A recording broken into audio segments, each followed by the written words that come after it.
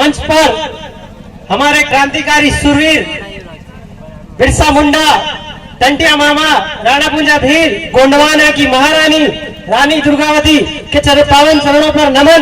इस रामपुरिया की पावन धरती पर खेड़ापति काकड़ देवता को मेरा नमन, यहाँ के पत्थल देवता को मेरा नमन। आज ये जो महापंचायत हुई है, इस महापंचायत के पीछे क्या उद्देश्य है, इसको वास्तविक रूप से मैं समझाने की कोशिश आपको सामने करूंगा, क्योंकि हम कलेक्टर और एसडीएम के सामने, उनके सामने यहाँ रामपुरिया की जनता के लिए ये जबान दे चुके हैं कि गर्दन कलम हो जाएगी पर जमीन का 1 इंच भी तुमको हम नहीं देंगे। ये गर्दन जब तक धड़ से अलग नहीं होगी तब तक कलेक्टर साहब और एसडीएम साहब और यहाँ पुलिस वाले तमाम सुन रहे हैं, वो सब ध्यान से, जब तक धड़ से गर्दन अलग नहीं होगी तुमको जमीन का टुकड़ा भी नहीं देंगे। ये तो सुन के निकलना, ये लिख के रख लीजिए। ये आदिवासी कमजोर नहीं है, इस देश का मालिक है।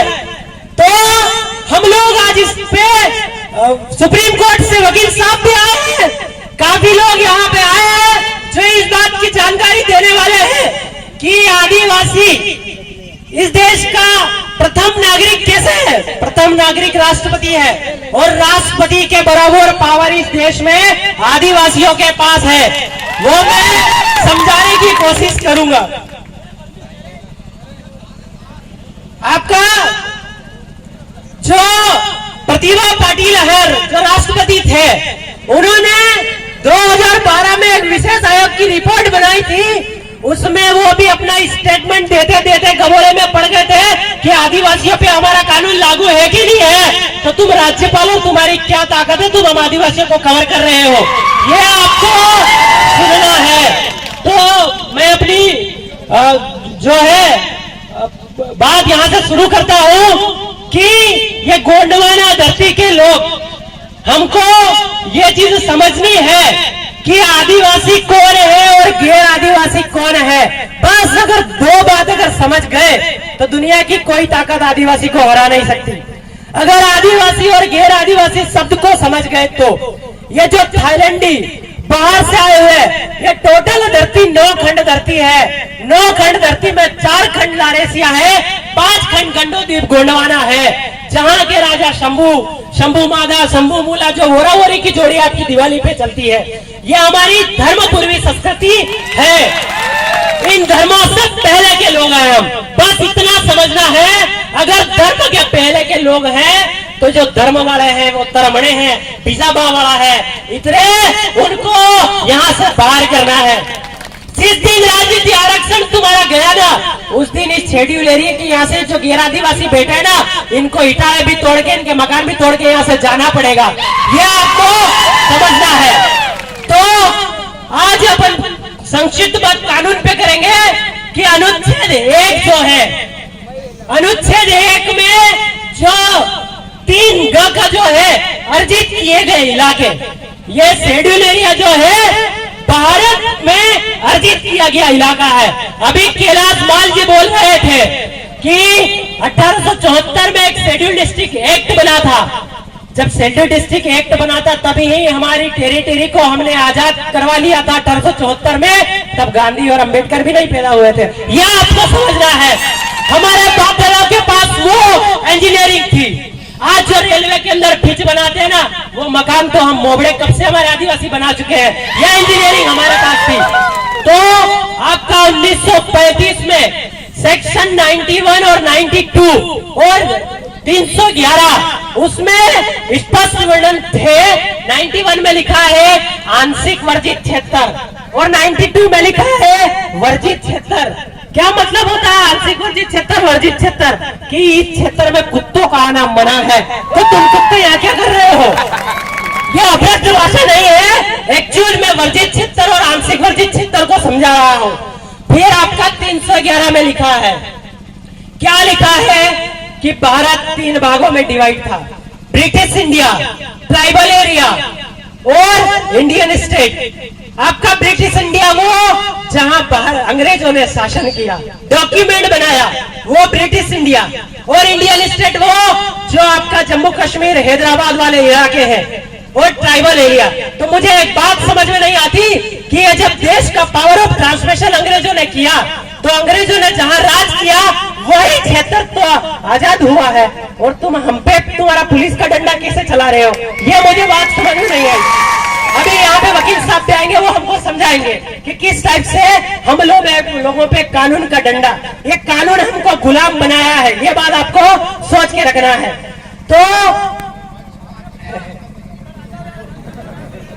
जो आपका इंडियन स्टेट ट्राइबल एरिया की जो है वो सेपरेट है, इसलिए अनुच्छेद 1 में अर्जित किए गए क्षेत्र, इसका वर्णन इंडियन इंडिपेंडेंस एक्ट 1947 में भी मिलता है, जिसमें यह कहा है कि भारत 3 भागों में विभाजित है, और उसको मिलाने के लिए अंबेडकर ने और गांधी जी और राजेंद्र प्रसाद ने यह कहा कि इस क्षेत्र को मिलाने के लिए एक करार किया जाएगा, जिसको फॉरेन जुडिशियल एक्ट 1947 बोला, मतलब विदेशी अधिकारिता अधिनियम। मतलब अंबेडकर जी ने ये जो क्षेत्र है इसको विदेश बोला, और फिर अधिकारिता लगाई। अधिकारिता लगाते वक्त एग्रीमेंट किया। क्या एग्रीमेंट किया?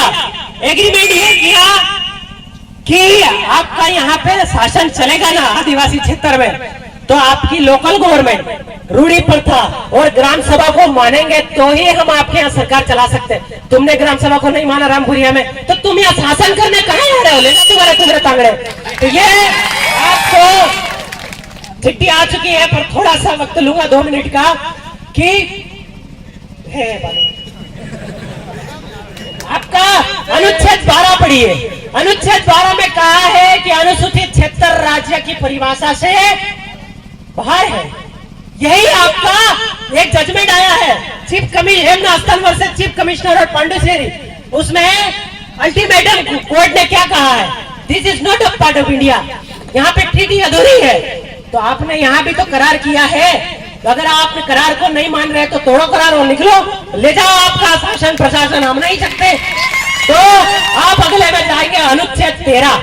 अनुच्छेद 13 में क्या लिखा है कि अनुच्छेद 13(1) के तहत जो भारत संविधान में जो विधियां बनी है, और 13(2) में कहा है विद्यमान विधि को संशोधित करने पर अगर कोई विरोध कर देता है तो वो शून्य मानी जाएगी। आपका पैसा एक्ट बना, पैसा एक्ट में कुछ गबोड़ा किया, एक्चुअल में शेड्यूल एरिया की साजिश खत्म करने की साजिश थी, हमने विरोध कर दिया, शून्य हो गया। फिर कहा पैसा एक्ट कर रहे हैं। आपका वन अधिकार कानून बना, इससे पहले कोई भी जंगलात और कोई भी वन विभाग हमारे क्षेत्र में नहीं था।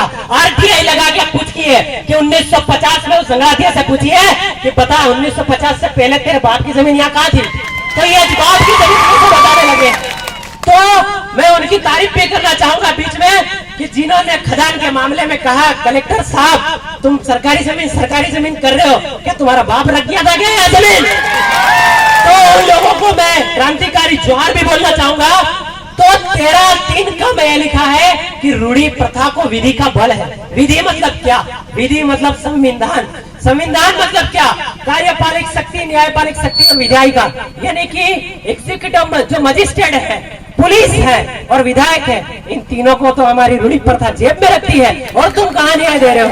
इस पे एक जजमेंट भी आया है, मैं गलत नहीं बोल रहा हूँ, Palla Kashi Vishwanatham versus state of Andhra Pradesh. उसमें क्या कहा है, ध्यान से सुनना। उसमें कहा है कि जुडिशियल मजिस्ट्रेट इज नॉट मतलब judicial magistrate are not punish to the schedule area, कि आपका जो जज साहब है वो आदिवासी क्षेत्र में आदिवासियों को पनिश नहीं कर सकते, दंड नहीं दे सकते। अगर दंड नहीं दे सकते ऐसा लिखा है तो रामपुरिया के साथियों को तुमने जो है जुडिशियल कस्टडी कैसे दे दी, जेल कैसे दे दी, यह भी सवाल है।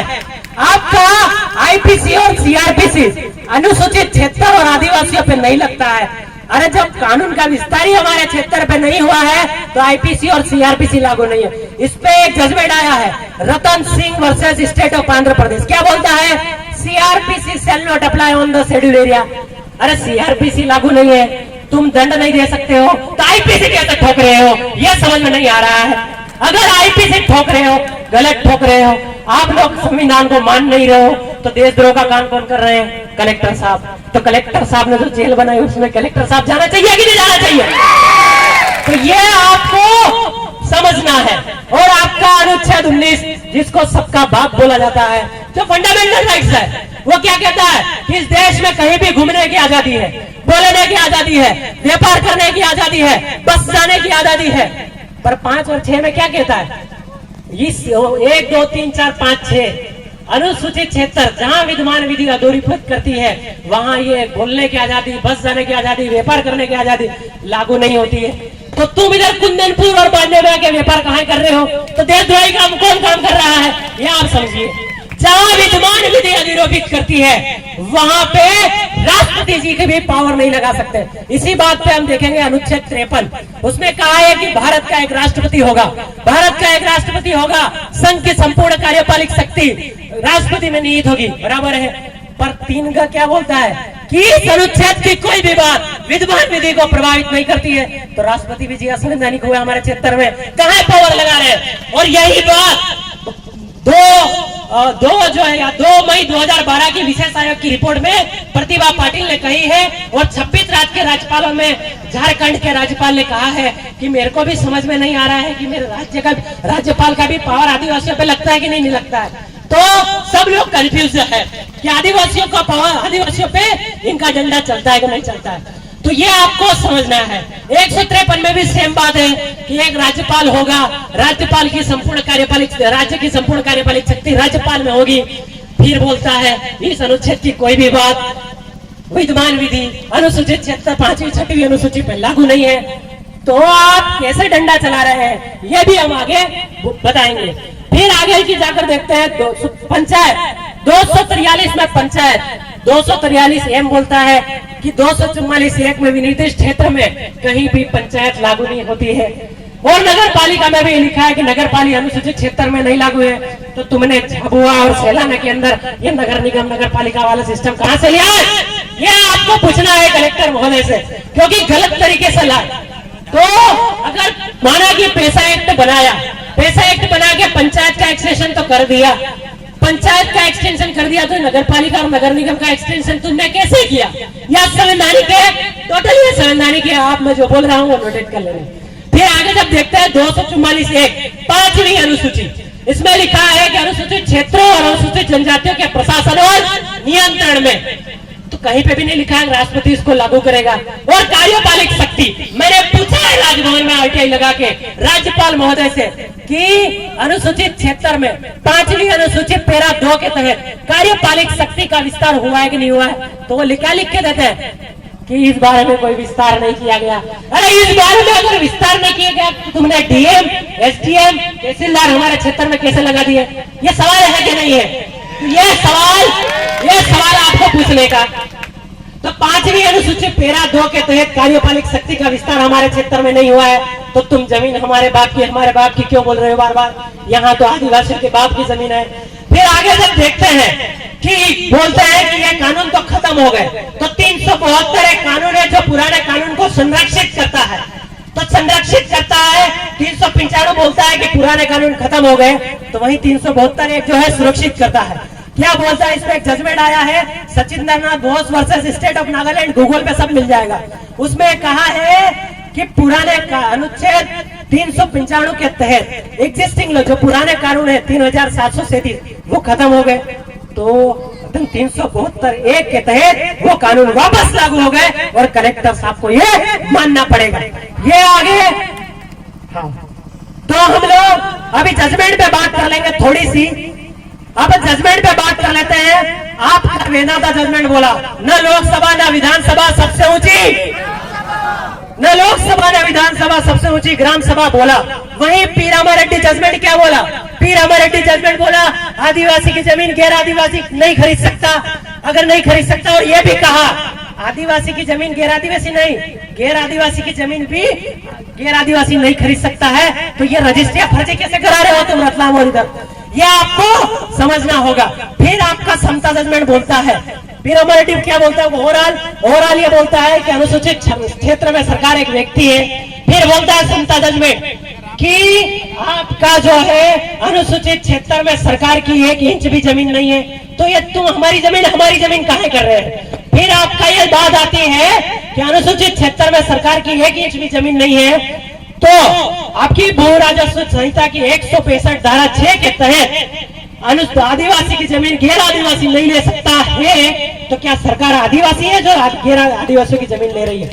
आदिवासियों की जमीन लेने के लिए सरकार को आदिवासी होना चाहिए, क्योंकि सरकार आदिवासी है नहीं, तो आदिवासी की जमीन गैर आदिवासी कैसे ले रहा है? गैर आदिवासी सरकार हुई। फिर आगे बोलता है कि हर न्यायालय के जजमेंट दिए हैं वो अनुच्छेद 141 के तहत हर न्यायालय पे लागू है, तो हर न्यायालय पे लागू है। तो आईपीसी की धारा 124 ए क्या बोलती है कि जो न्यायालय के जजमेंट को नहीं मानता वो कौन है? कौन है? तो कलेक्टर साहब नहीं मान रहे हैं, एसडीएम साहब नहीं मान रहे हैं, तो वो कौन हुए? तो ये बात आपको यूनिटी के साथ रखनी है। हमारे 5 भाइयों ने यह सवाल पूछा था तो उन्होंने जुडिशियल कस्टडी दे दी थी, वो भी असंवैधानिक है। उन 5 भाइयों के मैं शपथ देता हूं कि भविष्य में IPC CrPC shall not apply on the schedule area, भविष्य में आईपीसी तुम्हारे ऊपर कैंसल होके रहेगी। हम कोर्ट जाने की व्यवस्था भी कर रहे हैं।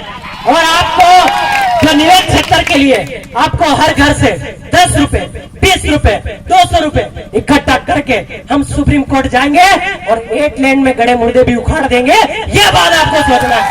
बस इतना ही बोलना चाहूंगा और माफी चाहूंगा, थोड़ा ज्यादा समय ले लिया। जोहार, जय आदिवासी, जय बिल प्रदेश, जय गोंडवाना, जय काली कंगाली, पारी गोपाल लिंगो, जोहार।